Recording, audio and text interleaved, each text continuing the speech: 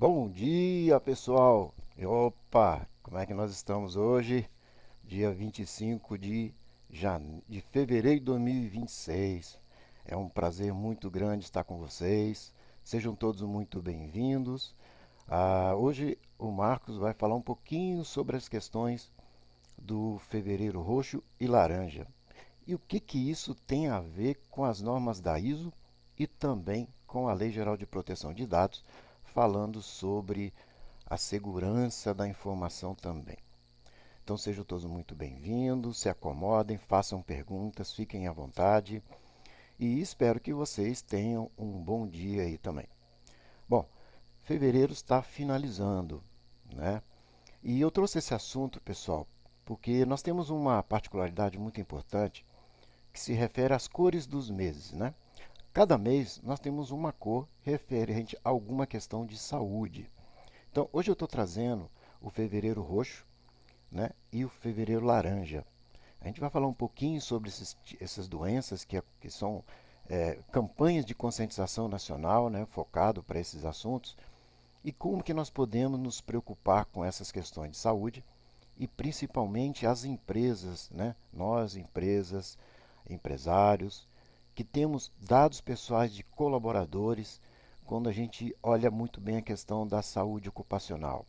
Então, nós vamos falar um pouquinho sobre a ISO 45001, né, que é a norma da ISO com foco na área de segurança também, e saúde ocupacional, e como que a gente consegue trabalhar esses dois assuntos, né? Então, vamos lá. Eu vou colocar uma apresentação para vocês, fiquem à vontade, façam suas perguntas, seus comentários, isso é muito importante. Não vai ser uma live extremamente rápida, tá? É só para a gente não passar em branco esse mês e com esse assunto que é muito importante, que a gente vai falar sobre dados sensíveis. Então vamos lá, vou colocar a nossa apresentação, vamos ver como é que está aqui. Então vamos lá. Bom, pessoal, o que a gente precisa entender com relação à integração entre as normas 45001 e a LGPD, tá bom? Vamos lá.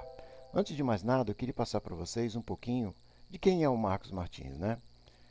Alguns já me conhecem aqui, acompanhando no LinkedIn, outros não, mas só para vocês terem uma visão geral de quem é o Marcos, tá? Hoje eu sou fundador, né, e diretor aí da Tecmark Gestão e Tecnologia Empresarial, uma empresa aqui de Araraquara, tá? Também atuo como DPO, né, como Data Protection Officer, que é o encarregado de proteção de dados, né, responsável pelo tratamento da proteção de dados perante a Lei Geral de Proteção, né? Então vamos lá, tenho algumas atuações como DPO em empresas em São Paulo, no Ceará e Minas Gerais. Agradeço aí os nossos amigos aí que estão colaborando com a gente também. Tenho graduação na área de rede de computadores, ou seja, a parte da infraestrutura, né? Eu sempre comento que o pessoal esquece um pouquinho daquela parte lá do fundinho, que ninguém lembra, né? Aquele cabeamento, aquele rack, aquele switch, aquele firewall. Então, aquela ponta lá no fundo que eu considero a base de toda a empresa. Sem esses equipamentos, sem essa infraestrutura, cabeamento, switch, rack, enfim, servidores, é muito difícil uma empresa hoje ter toda a sua infraestrutura. Aí alguém deve estar pensando assim, mas eu trabalho tudo na cloud, né? Trabalho tudo pela internet. Eu concordo. Existe essa questão também. Mas existem as questões híbridas, né? Tem empresas que gostam de trabalhar uma parte local e outra parte pela internet. E esses dados estão aí, ó, tanto na internet, né? Tanto nos seus sistemas de backups que vocês têm aí, os seus bancos de dados na nuvem. Então você tem toda essa proteção garantida na internet, mas também precisa garantir localmente, né? Então vamos lá. Então eu tenho um pouquinho desse tempo de atuação aí. Também sou pós-graduado na Lei Geral de Proteção de Dados, né, no direito digital e direito do consumidor. Também sou auditor nessas normas da ISO, né, que é a 9001, a norma da qualidade, a 14001, que é a norma de meio ambiente, e a 45001, que é a segurança e saúde ocupacional. Aí tem um tempo que a gente já está atuando aí. Também sou auditor na 27001, que é a ISO de Sistema de Gestão de Segurança da Informação. Tá bom? Tem uma certificação voltada especificamente para 27001 pela Skillfront, que é uma entidade da Suíça. Tem também da própria LGPD, Scrum e Kanban da CertProf dos Estados Unidos. Também sou certificado aí pela G8 Academy. Um abraço ao pessoal da G8 Academy que proporcionou essa certificação nacional. Sou membro, né, e associado de algumas instituições. Então, por exemplo, a Academia de Compliance e Governança de Angola. Eu sou membro lá, sou diretor de conformidade da academia. Um abraço aí, doutor Daniel. Também faço parte do Comitê de Privacidade da OAB do Estado de São Paulo. Já tem aí algum período aí também, colaborando com o comitê.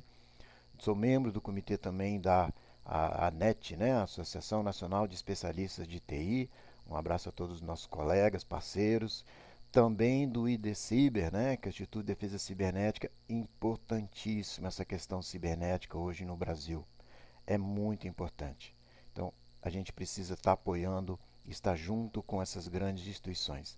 Também sou membro aí do Instituto de Titulares e Consumidores, né, consumidor titular de dados do IBCTD.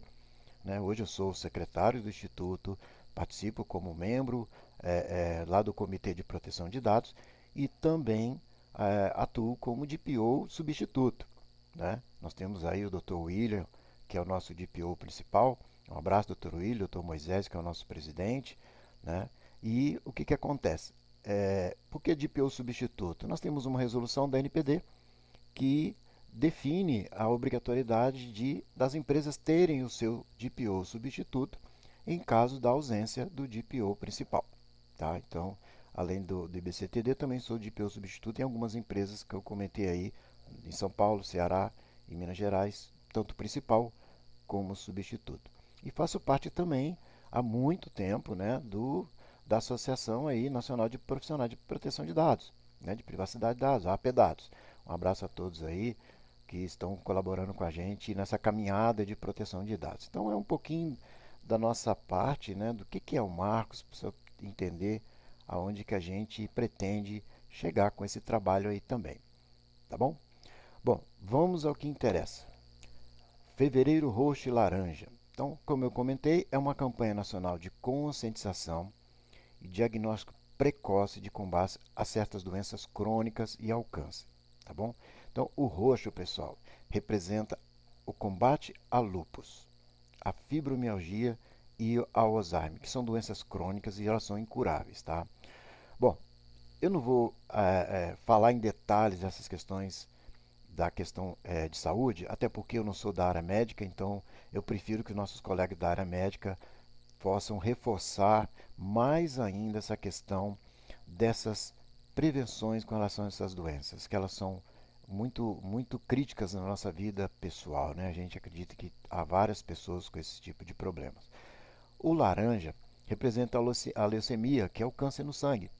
Então também é muito importante a questão da doação da medula óssea.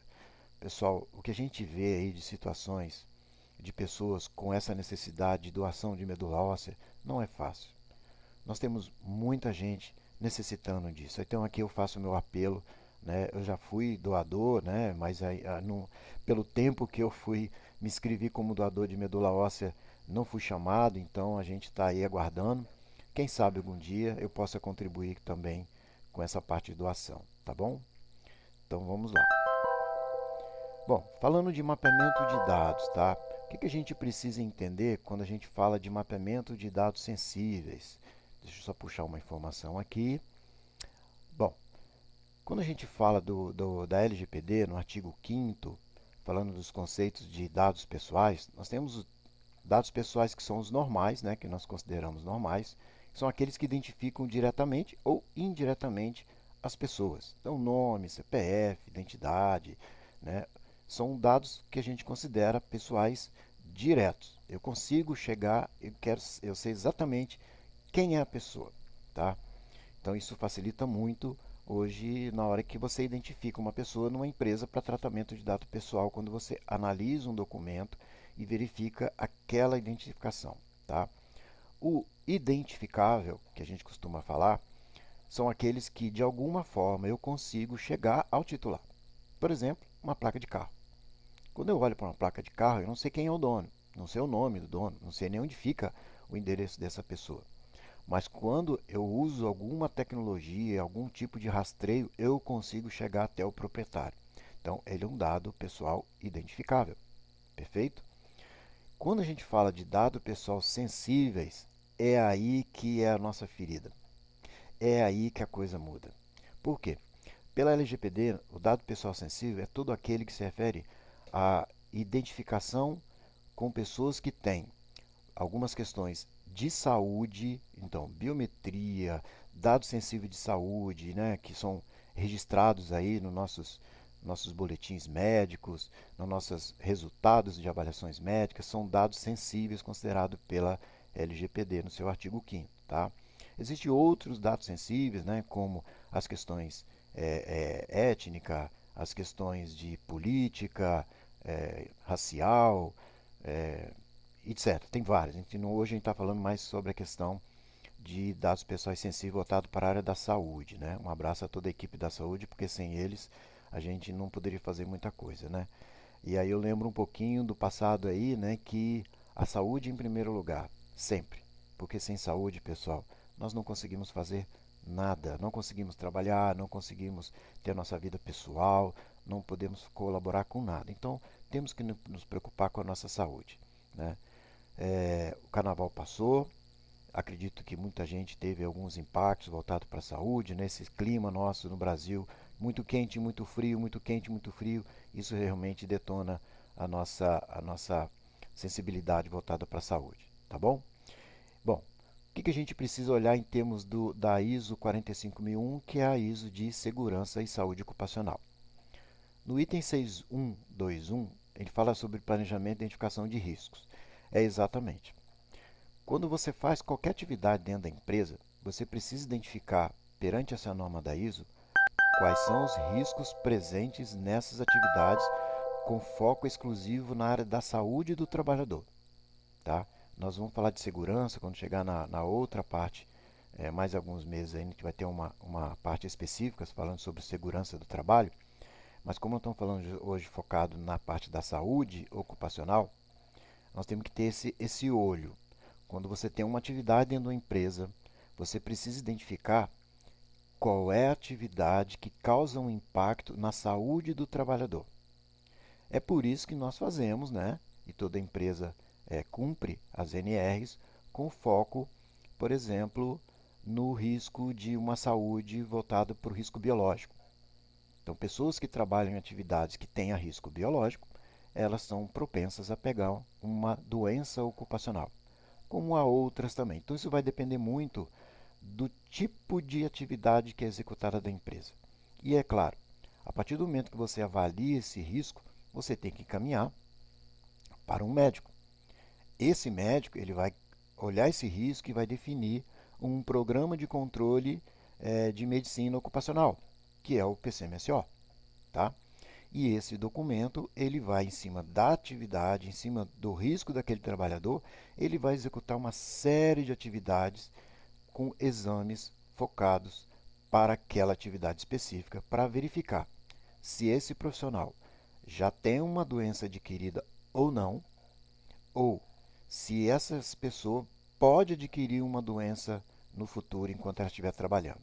E aí há um vínculo com a segurança do trabalho, onde Temos que seguir uma hierarquia voltada para a ISO 45001, né? São 5 itens na hierarquia que a gente precisa seguir.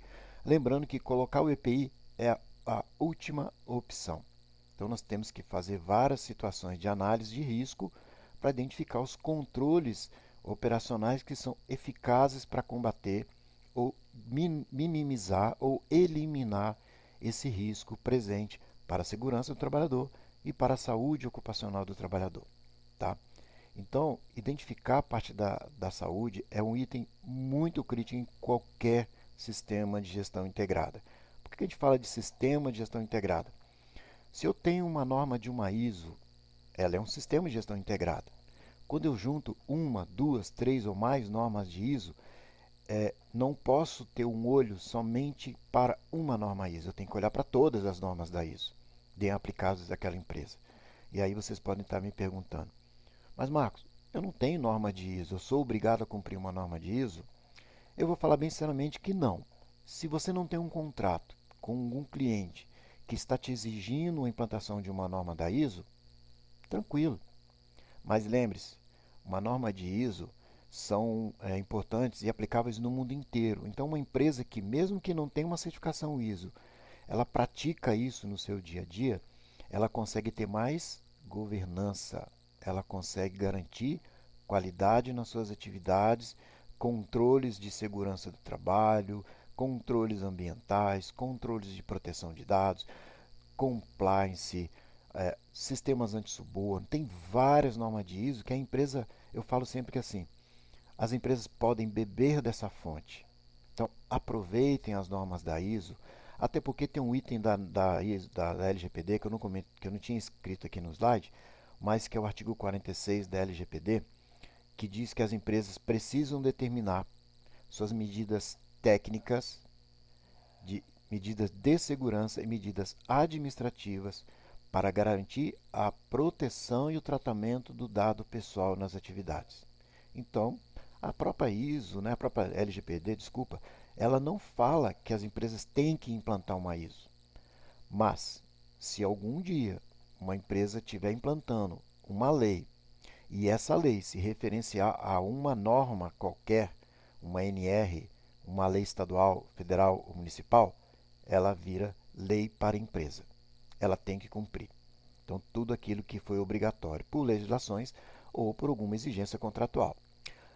Também há a situação que você, como empresa, quer mostrar perante o mercado que você realmente é uma empresa de controle, que faz gestão e implante a sua norma ISO. Perfeito. Nós estamos aqui para isso. A Tecmark existe para isso, para ajudar vocês nessa implantação e também na auditoria, tá? Por isso que é muito importante nós termos essa situação aí, tá bom? Quando a gente fala aí dos prontuários, dos atestados e dos exames, esse é o foco hoje da nossa live. Esse é o foco. E um detalhe muito importante, pessoal: o CID não é obrigatório ser colocado no documento do colaborador. Isso é um controle médico do paciente com o médico. Se a empresa exigir, ela está descumprindo uma regulamentação federal do Conselho Federal de Medicina. Tá? O atestado médico ele só pode ter a identificação do paciente, o tempo de necessidade, se houver aí uma necessidade de afastamento, tá? E mais nada. Precisa identificar quem é o médico, né? Tem que ter o carimbo lá do médico, do Conselho Regional de Medicina, para que ele possa, Conselho Federal de Medicina, desculpa, para que ele possa ter essas evidências e apresentar para o empregador. Então, o empregador não pode, inclusive colaboradores que podem estar assistindo a gente também, atenção pessoal, vocês não são obrigados a entregar exames. Atenção pessoal do RH, cuidado com os documentos que os colaboradores estão entregando, tá bom?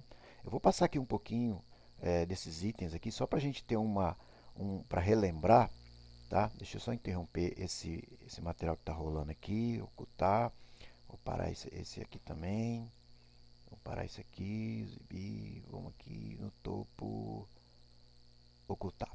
Perfeito, vamos lá. Bom, focando então nas normas regulamentadoras.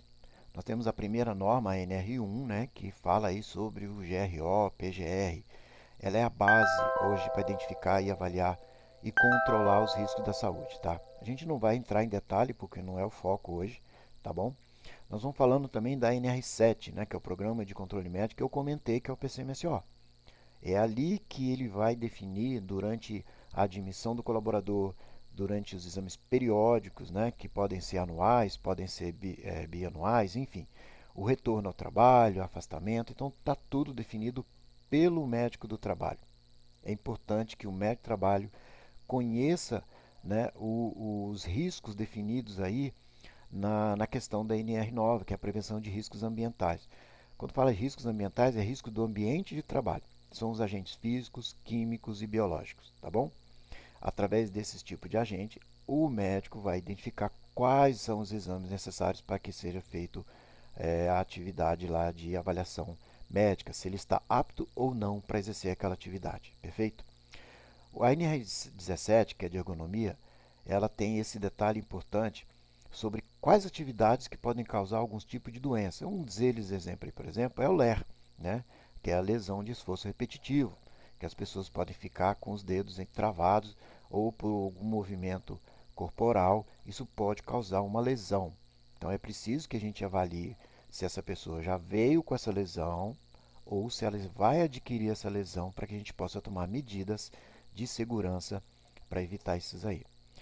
Medidas também são previstas para atividades insalubres. Então, as atividades que têm aí problemas nocivos à saúde, por exemplo, aí, atividades que têm muito risco com proximidade a combustíveis, produtos químicos, essas são atividades muito insalubres.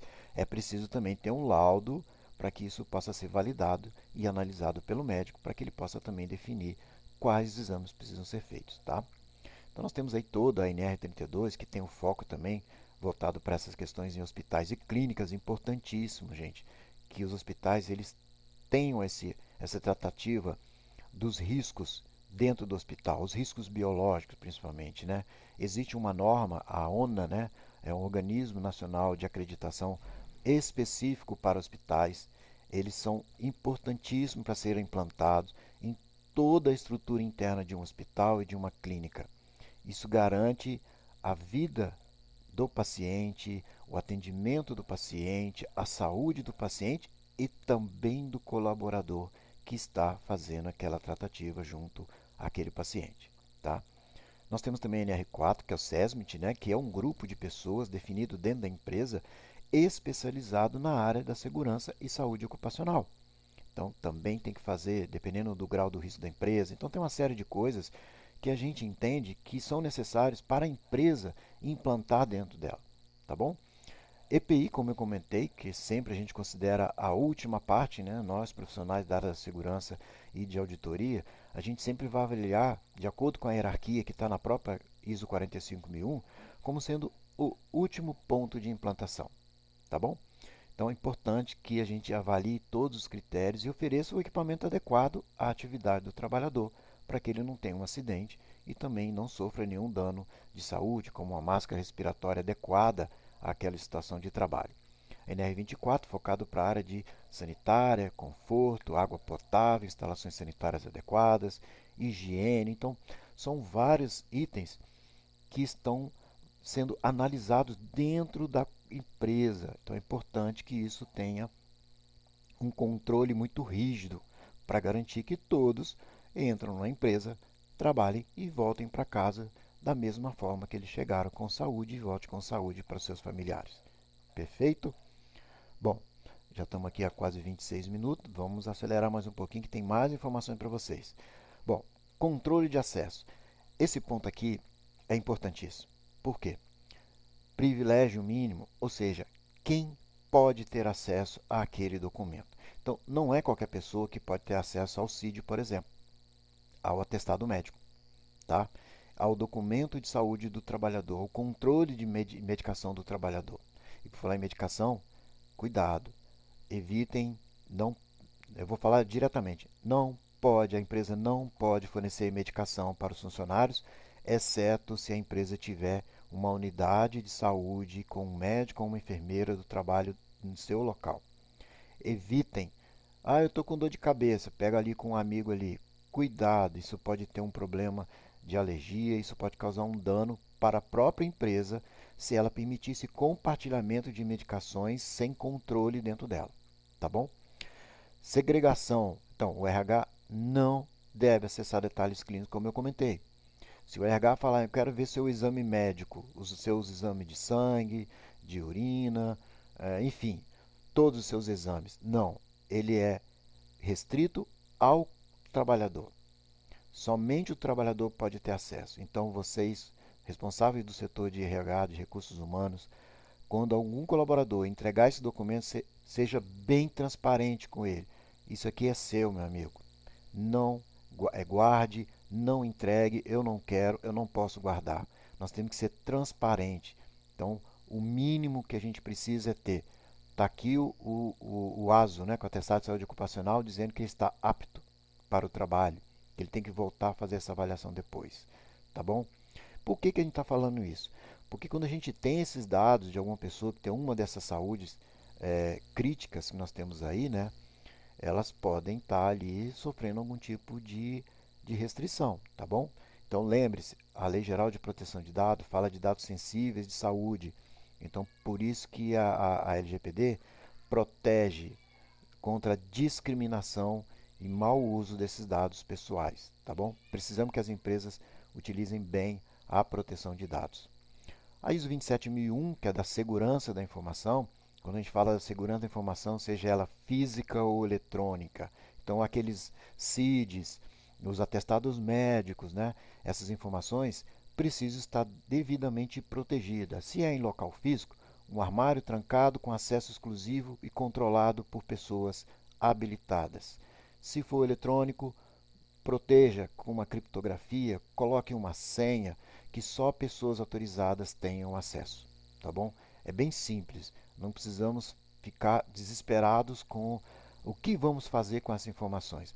Basta ter controle, definição de políticas sérias de controle de acesso, de controle de guarda de documento, de controle de temporalidade, por quanto tempo a gente vai guardar isso. A gente precisa garantir para evitar qualquer tipo de vazamento, até mesmo pegar um celular e tirar uma foto de um documento em cima da mesa.